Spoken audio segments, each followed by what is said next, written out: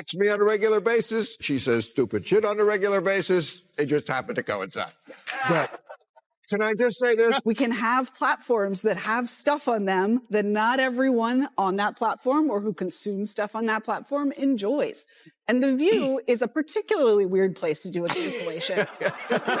It's called The View? It's called The View. It's not called The Facts. Yeah, but isn't it interesting that it's called, I don't think they meant this when Barbara Walters invented it a long time ago, but it's The View. Well, that's the problem in America. But there is one view, right, and one that's clearly true opinion, and everybody else can go sit in the... Bill Maher is back taking aim at Whoopi Goldberg. And this time, it's not just disagreement.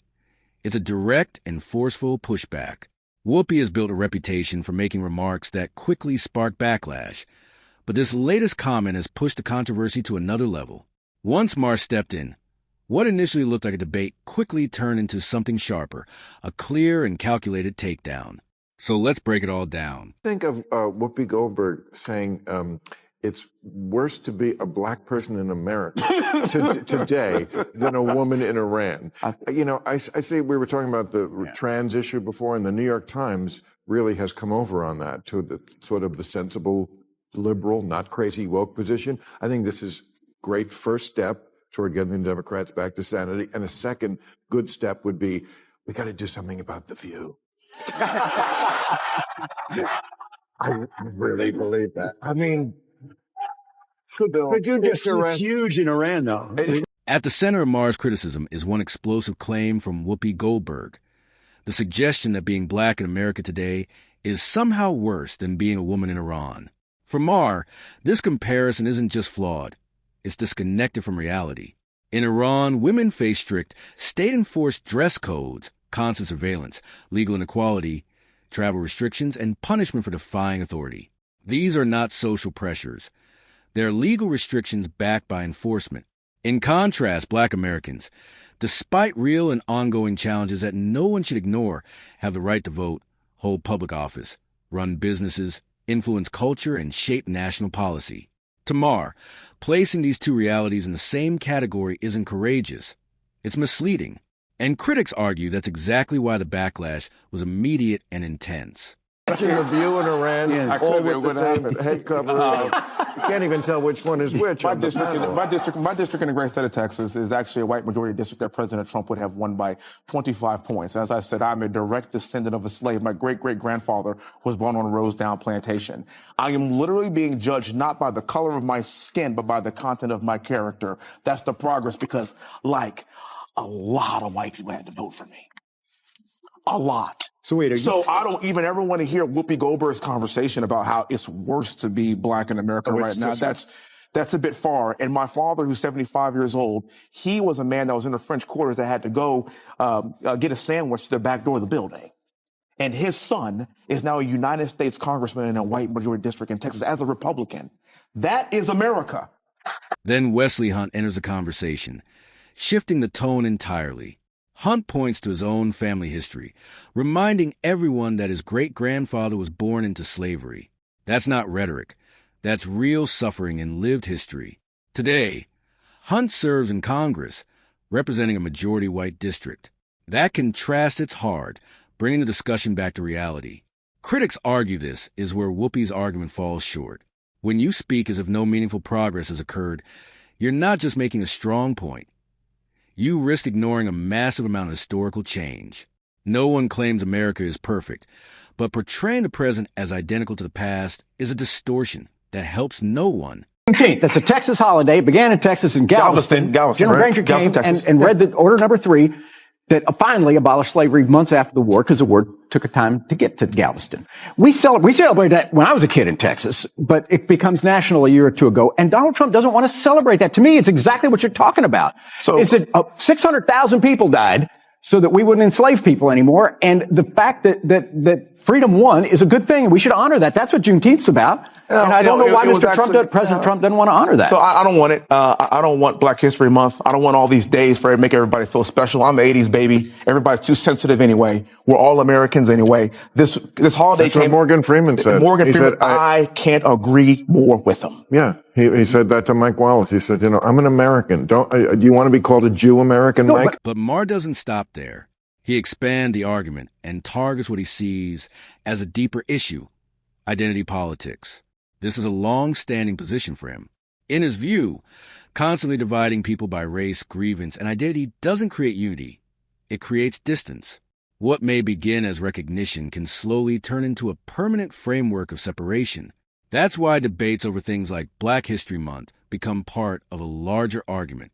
Critics say these observances are about recognition, not division. But Maher argues that when differences become the main focus, shared identity starts to fade. And that's where the real damage begins. People celebrate Juneteenth, too, and non-Italians celebrate Columbus Day. And I'm all for any holiday. I'm half Irish. Do I get half the day off on St. Patrick's Day? But a lot of I'll get half drunk? Everybody Everybody gets drunk on St. Patrick's Day. That's a good point. Did you have a question for the congressman there? No, are you telling me you're black? Yes. You don't see color, right? We don't see color. This leads to a bigger question. How do you acknowledge history without turning division into a permanent national language? Most people agree that history must be acknowledged. The real issue is whether those differences are becoming the only lens through which people see themselves and others. When that happens, the social fabric begins to weaken. The goal isn't to erase history. It's to prevent identity from dominating every conversation to the point where unity itself becomes controversial. To Maher, this is a dangerous direction, one that pushes people toward division instead of shared future. I got bad news for you. They don't have a monopoly on stupid. You wear Queers for Palestine t-shirts and masks 2 years after the pandemic ended. And you can't define woman, person who menstruates. You're the teachers' union education party, and you've turned schools and colleges into a joke. You just lost a crazy contest to an actual crazy person. Next, Maher turns his attention to The View, and his criticism becomes even sharper. In his eyes, the show often does more damage to liberal messaging than its critics ever could. Instead of presenting arguments as thoughtful and grounded, it can make them appear exaggerated, overly emotional, and disconnected from everyday people. That's where critics say the real problem lies. Viewers aren't always convinced. Many walk away skeptical, irritated, or disengaged. According to Maher, The View isn't just creating controversy.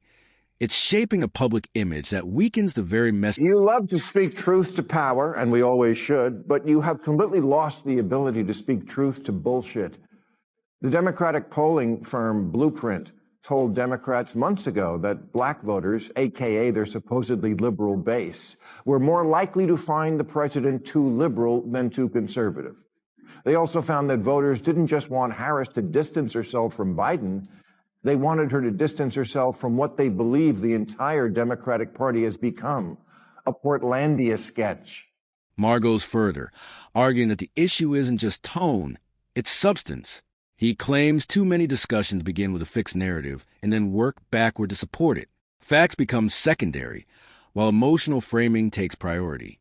The result is a style of conversation that may sound powerful in the moment, but falls apart under scrutiny.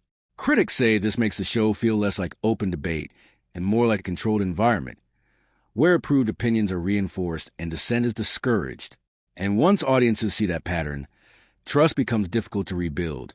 Over because I got so many texts this week because she attacked me the week before. Sure. So everybody was like, "Oh, Bill, I get you're enjoying the karma." First of all, I'm going to talk about this at the end of my show next week, teaser. But there is no thing as karma. Okay, get over that. Whoopi attacks me on a regular basis. She says stupid shit on a regular basis. It just happened to coincide. But can I just say this? I had on last week Ira Glasser, former longtime head of the ACLU, talking about free speech. Whoopi Goldberg, who, by the way, I hope is still a friend. We can disagree with each other. Should not be canceled or put off her show, as much as I totally disagree with her crazy statement. Free speech. At this point, the issue goes beyond television and starts looking like a broader political warning sign. Some critics argue that the Democratic establishment is already facing a credibility challenge, and messaging like this only adds to the problem. Moderate voters, they say, may feel pushed away by rhetoric that comes across as extreme or disconnected from everyday concerns. This is why figures connected to Kamala Harris and the broader party face growing pressure to distance themselves from this style of messaging. But the challenge is clear. Many influential voices within the party are aligned with the same direction, making any real reset increasingly difficult. Interesting that I don't think they meant this when Barbara Walters invented it a long time ago, but it's the view. Well, that's the problem in America. But there is one view, right, and one that's clearly true opinion, and everybody else can go sit in the corner. That's correct. I think that's not actually, you're right, the name raises questions, and certainly there's been some much covered internal politics on that show, but I do think that, there is space. Even that show does have space. When Whoopi said what she said, there was quick pushback from other panelists. They were like, I don't know. Actually, I think that might not be right. Despite all this, Maher draws a firm line on one issue, free speech. Even while strongly criticizing Whoopi Goldberg, he makes it clear he doesn't support canceling her or removing her from the show. That distinction matters. For Maher, free speech isn't about protecting popular or polished opinions. It's about defending the right to speak, especially when the statement is controversial or even wrong. At the same time, he raises a question. If the roles were reversed, would his right to speak be defended with the same intensity? Maher clearly doubts it, and that adds another layer to the debate. 10. And that brings us to the bigger issue critics continue to raise about The View. The problem isn't strong opinions. That's expected. The real issue is how those opinions are handled when challenged. Too often, critics say, disagreement is met with hostility instead of curiosity, confrontation instead of conversation, and loyalty instead of honest debate. When that happens, the show begins to feel less like an open discussion and more like a closed loop where only one perspective is allowed to thrive. In Maher's view, that's the core problem. When outrage is rewarded, dissent is sidelined, and narrative replaces facts, credibility doesn't just weaken, it fades quickly. In the end, this wasn't just about one controversial comment from Whoopi Goldberg.